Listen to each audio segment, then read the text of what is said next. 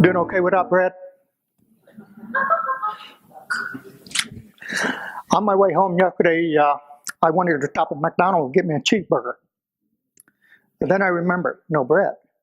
I thought, man, I wanted a cheeseburger. I thought, maybe if I go home and fry up a hamburger, stick it between the masa.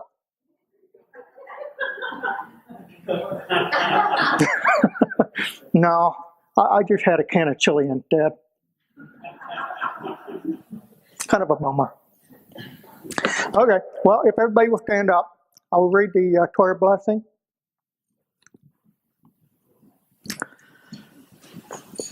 Bless the Lord who would be blessed.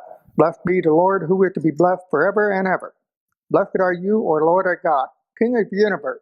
You chose us from all people, given us your Torah. You are the blessed one who gave us the Torah. I will be reading from Exodus chapter 33, verse 12 to 16.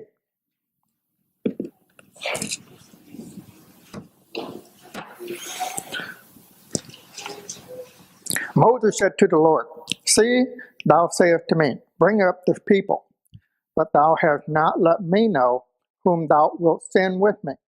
Yet thou hast said, I know you by name, and you have also found favor in my sight. Now therefore I pray thee, if I have found favor in thy sight, show me now thy way, that I may know thee and find favor in thy sight. Consider too that this nation is thy people. And he said, My presence will go with you, and I will give you rest. And he said to him, If thy presence will not go with me, do not carry us from here. For how shall it be known that I have found favor in thy sight, I and thy people?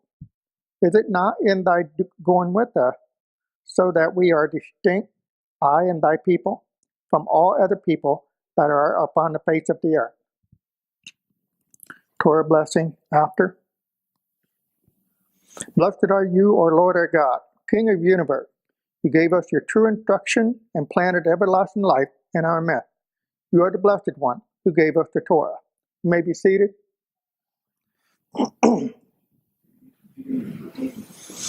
I asked why the first day and the last day of unleavened bread were Sabbath. No one seemed to know. So I did my own thinking, and this is what I came up with. Passover is a day to remember. And when we keep Passover, we will never forget what the Lord has done. But why the two Sabbaths? First day of unleavened bread seems easy enough. Israel walked away from Egypt and chose to follow God out of bondage. Maybe that day is a Sabbath because with God's outstretched hand, he led Israel from the evil of the world. The second Sabbath doesn't seem too hard to figure out. But before we get to that, we need to understand the importance of getting the leaven out of our lives. After leaving Egypt in a hurry, Israel walked long and hard. They left behind a life filled with hard labor. But during their travel, they missed the melon and the other food. On their way to the land of milk and honey, they forgot that they would get melon and food. They would get much more than that. God was going to provide for them. The leaven in them was the old ways of their lives. But they chose to follow God. Between the first day of unleavened bread and the last day, it is a time to get the leaven out of home, out of our lives. It is a spiritual walk with our Maker. Now we come to the last day of unleavened bread, the second Sabbath.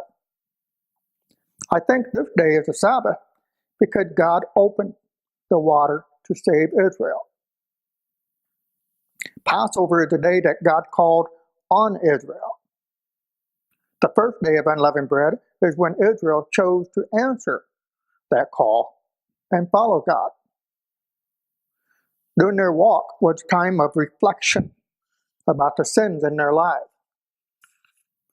The last day of unleavened bread is a Sabbath because God baptized the nation out of Egypt to be his chosen people. And we are part of that chosen people. That is what I think the two Sabbaths are. Thanks for listening.